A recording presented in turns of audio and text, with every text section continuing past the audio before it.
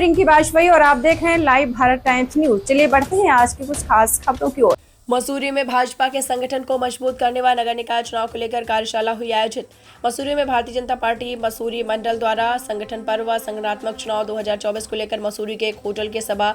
में कार्यशाला का आयोजित किया गया है, जिसमें बतौर मुख्य अतिथि मसूरी मंडल प्रभारी रतन सिंह चौहान ने दीप प्रज्वलित कर कार्यशाला का शुभारंभ किया।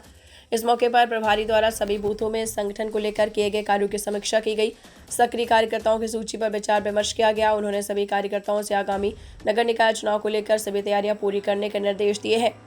रतन सिंह चौहान ने कहा कि मसूरी में संगठन पर्व का अभियान चल रहा है, जिसमें भाजपा के प्राथमिक सदस्य बनने के बाद सक्रिय सदस्य बने उन सक्रिय सदस्यों की मॉनिटरिंग और जानकारी ली जा रही है, जिनको आने वाले समय में पार्टी द्वारा संगठन को मजबूत करने को लेकर जिम्मेदारी दी जाएगी। उन्होंने कहा कि भाजपा का प्रत्येक कार्यकर्ता सेवा संगठन के भाव से कार्य करता है और सामाजिक कार्यों में हमेशा आगे बढ़ चढ़कर प्रतिभाग कर लोगों को लाभ पहुंचाने का कार्य किया जाता है। उन्होंने कहा कि पूर्व प्रधानमंत्री अटल बिहारी वाजपेयी द्वारा उत्तराखंड का निर्माण किया व प्रधानमंत्री नरेंद्र मोदी द्वारा पिछले 11 सालों से उत्तराखंड को संवारने का कार्य कर रहे हैं।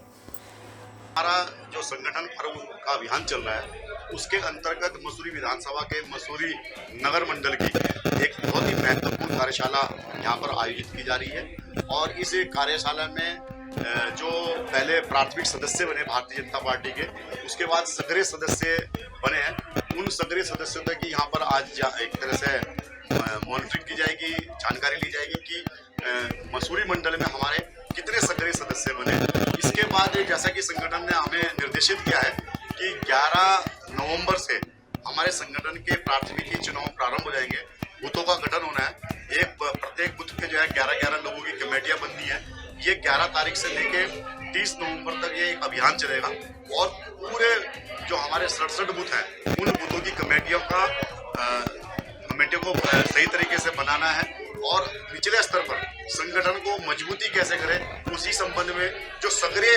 कार्यकर्ता भारतीय जनता पार्टी के हैं, उनको किस तरह हम अपने संगठन में सक्रियता से जोड़ें, जिससे कि भारतीय जनता पार्टी आगे बढ़ पाए और आने वाले समय में हम भारतीय जनता पार्टी को मजबूती प्रदान कर सकें। अब भारतीय जनता पार्टी 24 घंटे की पार्टी है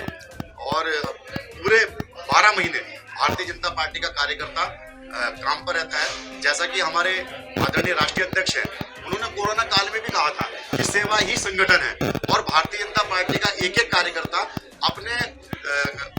कार्यक्रमों के साथ साथ सामाजिक सरोकार भी रखता है और समाज से जुड़कर काम करता है। इसीलिए हमें सक्रिय सदस्य बनाए गए हैं और आने वाले चुनाव में जो हमारी सक्रिय सदस्यों की टीम होगी, जो बूथ गठन की करके हम जो 11-11 लोगों की एक टीम बनाएंगे, उस टीम वर्क ने आने वाले चुनाव में काम करना है और भारतीय जनता पार्टी के प्रत्याशी को यहाँ पर जिताना है।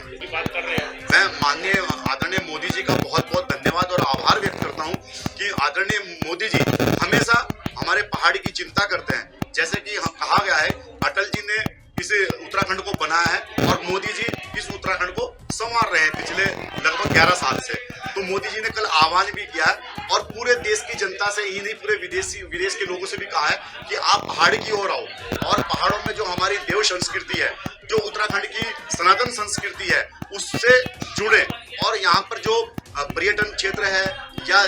जहाँ पर हमारे यहाँ पे बहुत बड़ी संख्या में हमारे मंदिर हैं, उन मंदिरों की संस्कृति को अपनाएं और यहाँ पर पर्यटन की दृष्टि से कम एक